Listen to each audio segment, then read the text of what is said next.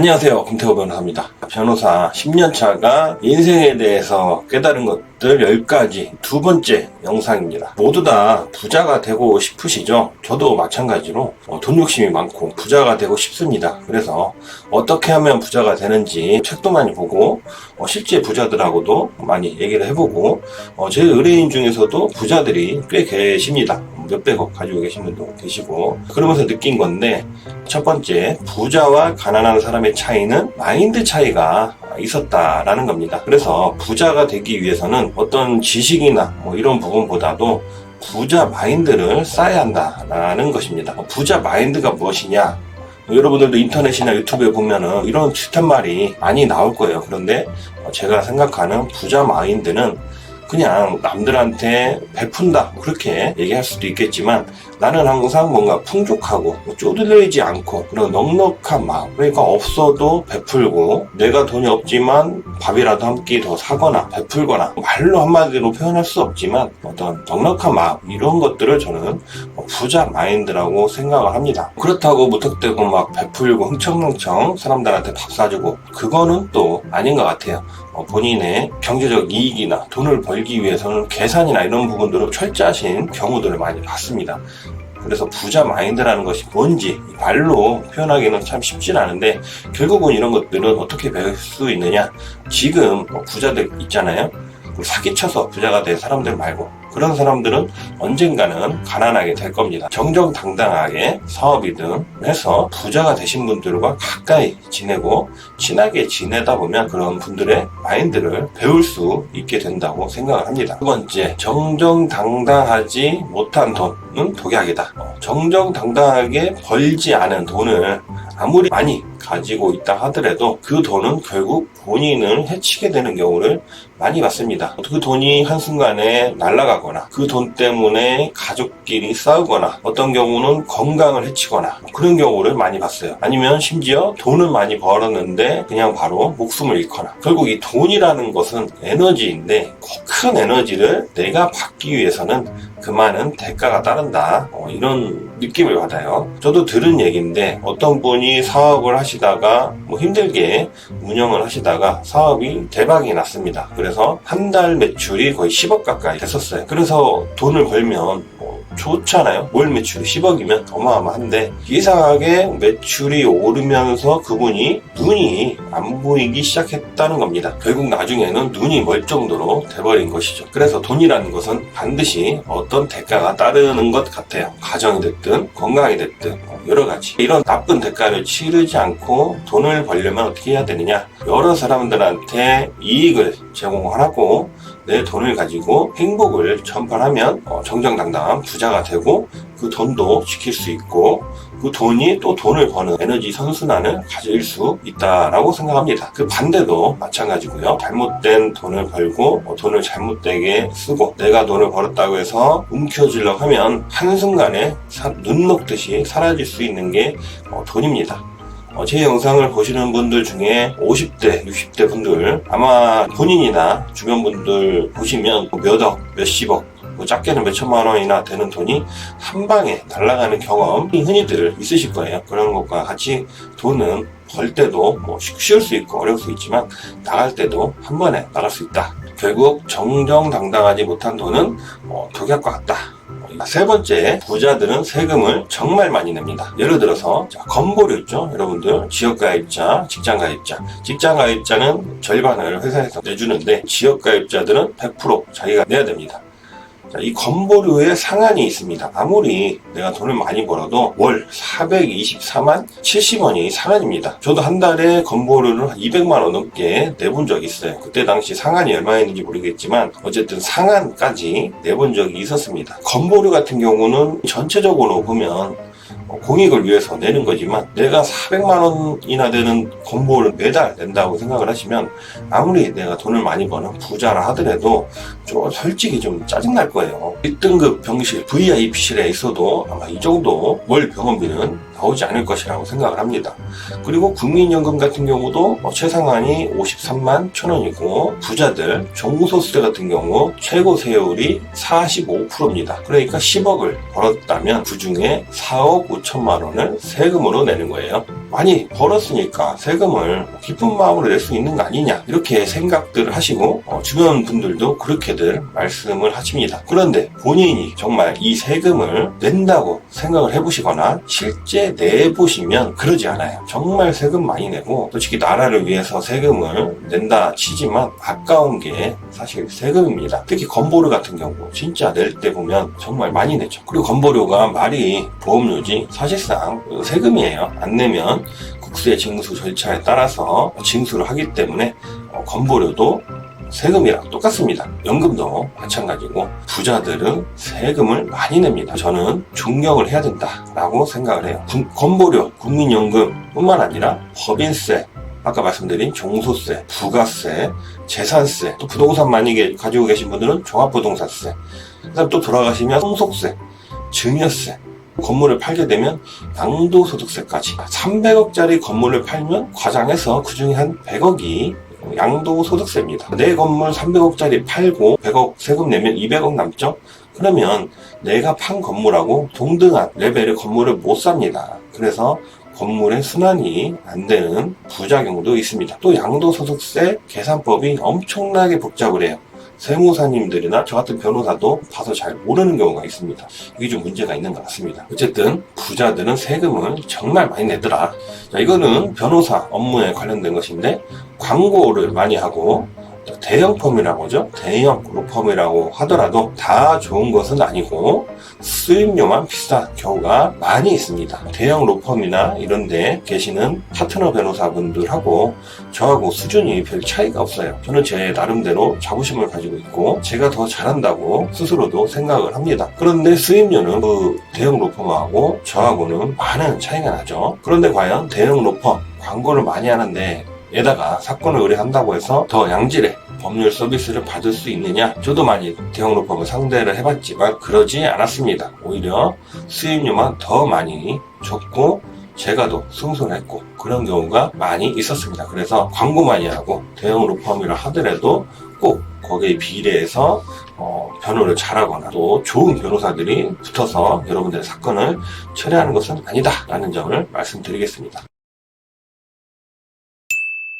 자, 다섯 번째, 태생이 사기꾼인 사람들이 있습니다. 이런 사람들은 교화가 안 돼요. 우리가 보면 전과 5범, 6범, 10범 이런 사람들이 있잖아요. 그런 사람들은 인류애가 사라진다고도 보여지는데 그냥 그 사기벌이, 거짓말 이런 거를 타고났습니다. 그래서 이런 분들은 혹시 여러분들이 미리 알아보시면 좋겠지만 사기를 치는 것 같다, 태생이 사기꾼인 것 같다, 좀 거짓말하거나 사기친 전력이 있다 이렇게 알게 되셨다면 그분을 교화시키거나 나한테는 그러지 않을 거다 라는 것은 대단한 착각이다. 그리고 이 태생이 사기꾼인 분들은 최대한 피하는 게 상책입니다. 바뀌지 않아요. 바뀌지 않고 이분들은 교도소를 간다 하더라도 나올 때 교화가 돼서 나오는 경우 못 봤습니다. 오히려 교도소에서 더 고단수의 사기꾼들을 만나서 사기 수법을 배워서 나온 다음에 또 사기를 치고 더 큰 피해자를 만들고 또 들어가는 경우가 정말 많습니다. 여섯 번째, 공짜는 쳐다도 보지 마라. 공짜 좋아하는 사람이 사기당한다. 저도 공짜 좋아했었습니다. 지금 공짜를 좋아하진 않지만 우리나라 사람들 공짜라면은 양잿물도 마신다는 말이 있죠. 공짜라면은 한 번쯤은 눈길이 가고 공짜라면 줄도 서고 이런 경우가 많이 있습니다. 그런데 제가 인생 살고 또 변호사 하면서 느낀 점은 공짜는 반드시 더 큰 대가가 있습니다. 그래서 공짜는 아예 쳐다도 보지 않는 것이 인생에서 좋을 것 같다라는 점을 저는 깨달았습니다. 사기를 당하시는 분들을 보면 대부분 공짜를 좋아하시는 분들이 그런 성향이 있어요. 내가 노력을 안 들이고 큰 돈을 쉽게 벌 수 있다. 제가 고소했던 사기 사건이나 변호했던 사기 사건도 보면 공짜 아니면 공짜는 아니더라도 내가 투입한 돈에 비해서 훨씬 많은 이익 이런 것들을 약속하는 경우가 있었고 또 어떤 경우는 나는 노력을 기울이지 않아도 누군가가 나 대신 쉽게 돈을 벌어다 줄 수 있다 이런 경우가 정말 많이 있었습니다. 그래서 공짜를 좋아하는 사람이 사기도 많이 당하더라고요. 그래서 이 영상을 보시는 분들은 공짜다 하면 받지 않는 것을 추천드리고 이것도 이 부자 마인드하고 좀 관련이 있는 것 같아요. 제가 알고 있는 부자분들은 공짜로 절대로 받지 않고 공짜에는 반드시 대가가 있다는 것을 누구보다도 잘 깨닫고 계신 분들이더라고요. 그리고 어떤 일을 시켰을 때, 특히 변호사한테 어떤 일을 시키거나 자기 직원이든 누군가한테 일을 시켰을 때 그 응당한 대가를 지불하려고 하고 실제로 지불하시는 경우를 많이 봤습니다. 7번째, 씁쓸한 내용인데, 법도 사람 가려가면서 적용된다. 유전무죄, 무전유죄는 아직도 있고 앞으로도 있을 것이다. 뉴스를 보면 당대표, 국회의원, 대통령, 높은 사람들은 재벌 등 이런 분들은 집행유예가 참 잘 나오고 구속심사 때도 구속이 잘 안 되죠. 그런데 쉽게 얘기해서 자범이라고 할게요. 절도 같은 경우는 생계형이 좀 있거든요. 이런 경우에는 구속이 정말 참 잘 됩니다. 그런데 있는 분들은 구속이 잘 안 돼요. 유전무죄, 무전유죄가 현재 실존을 합니다. 그리고 이거는 과거에도 그렇고 앞으로도 그럴 것 같고 우리나라뿐만 아니라 전 세계적인 공통 원리인 것 같습니다. 씁쓸하지만 이거는 어쩔 수 없는 것 같아요. 억울한 일 당하기 싫으면 어쩔 수 없어요. 이런 말 있잖아요. 억울하면 출세해라. 억울하면 돈 벌어라. 그런 말이 있듯이 억울하면 출세를 하고 돈을 벌어야 된다는 것이 냉정한 현실인 것 같습니다. 8번째, 자격증이 무조건 좋은 것은 아니다. 저는 변호사 자격증이 있습니다. 변호사 업무를 하고 있죠. 그런데 간혹 가다 보면 이 변호사 자격증이 제가 하고 싶은 일이 있었을 때, 아니면 이민을 가거나 이런 경우에 자격증이 발목을 잡는 경우가 있더라고요. 자격증도 마찬가지고 대학 졸업장, 특히 명문대 졸업장도 사람의 자유를 억압하는 족쇄가 되는 경우를 흔히 봤고 저도 경험을 했습니다. 이런 말이 있습니다. 진짜 부자들 그리고 진짜 자유를 원하는 사람들은 자격증을 따지 않는다. 자, 의사 많이들 선망을 하고 그것도 자격증이죠. 변호사도 자격증이고 의사나 변호사 이런 사람들이 그 자격증을 없다고 치면 그 사람들은 그냥 바보예요. 어떻게 보면 그 사람의 인생이 그 자격증 하나에 의지를 하고 오로지 그냥 그 자격증만 바라보고 사는, 어떻게 보면 좀 약점이 있다고 볼 수도 있고 연약한 인생이 아닐 수가 없습니다. 그런데 어떤 분들은 이 자격증이 없다 하더라도 의사나 변호사 이 자격증이 있는 분들보다 훨씬 돈도 많이 벌고 행복하고 또 세상에 할 일이 많잖아요.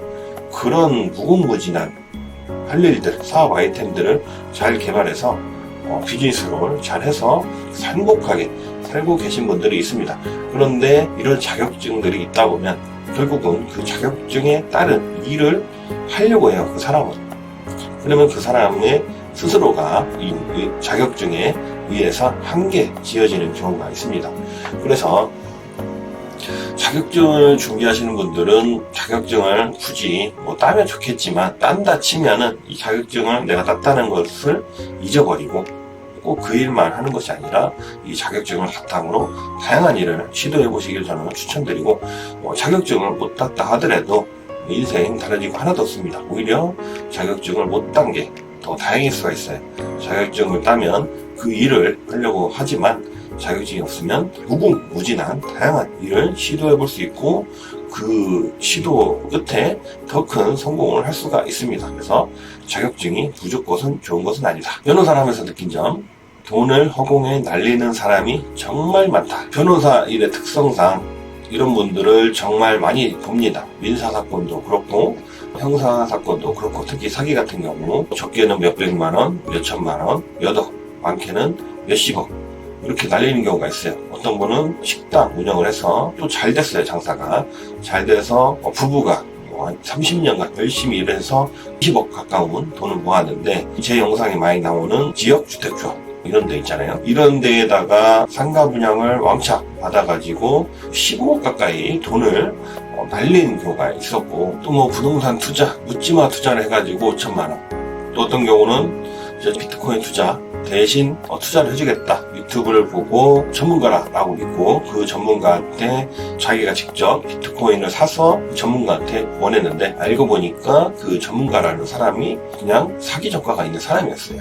1억에 가까운 돈을 날리는 그런 케이스가 있었습니다. 정말 많아요, 돈 날리신 분들. 그래서 이 영상을 보시는 분들 중에 내가 돈을 몇 천만 원 날렸다 또는 몇 억 날렸다 이렇게 해서 의기소침해하거나 절대 그러시면 안 됩니다. 본인만 그런 게 아니고 그런 사람들 길에 발표해요. 정말 얘기를 안 할 뿐이지 정말 많습니다. 돈을 날리는 거는 다른 부분에서 액땜을 했다고 생각을 하시고 힘을 내시고 그 돈이야 얼마든지 또 벌 수가 있어요. 마지막으로 10번째, 전부는 아닙니다. 어떤 판사, 검사들은 정말 불쌍하다. 전통적으로 판검사는 좋은 직업으로 치부가 됐습니다. 판사들은 자기 마음대로 결정하고 판결 내리고, 우리들 표현으로는 판사들은 구름 위를 떠다니는 존재처럼 여겨지죠. 그리고 검사하면 드라마나 영화에 나오듯이 정말 멋있고 정의의 사도, 남자로 치면 부잣집에 결혼도 잘 가고 드라마나 영화에 나오는 스토리가 있죠. 그런데 제가 직접 경험을 하고 느낀 판검사 분들은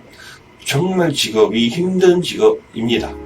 잘하면 좋겠지만 잘못했을 경우에 그 폭풍이 정말 장난이 아니에요. 물론 판결이나 검사가 결정을 잘못했다 하더라도 사회적으로 어떤 비난을 할 수 있는 제도 자체는 그렇게 많지는 않습니다. 항소나 이런 것만 있고, 판검사들을 상대로 형사고소해도 잘 되지도 않고 그런 게 있는데, 판검사들이 결정을 잘못했을 때 신이 내리는 벌이 있을 수 있어요. 특히 형사 사건 같은 경우 신중하게 유무죄를 가리고 양형 판단을 해야 되는데, 그 판사가 대충 해서 무죄인 사람은 유죄를 때리거나 징역 6개월이나 1년이면 충분한 사람은 징역 2년 3년 아니면 속아서 3년 4년 때리거나 이러면 그 판사는 그 판결받는 사람한테 씻을 수 없는 상처를 준 거고, 그 판사, 검사 개인도 하늘에 엄청난 큰 죄를 진 겁니다.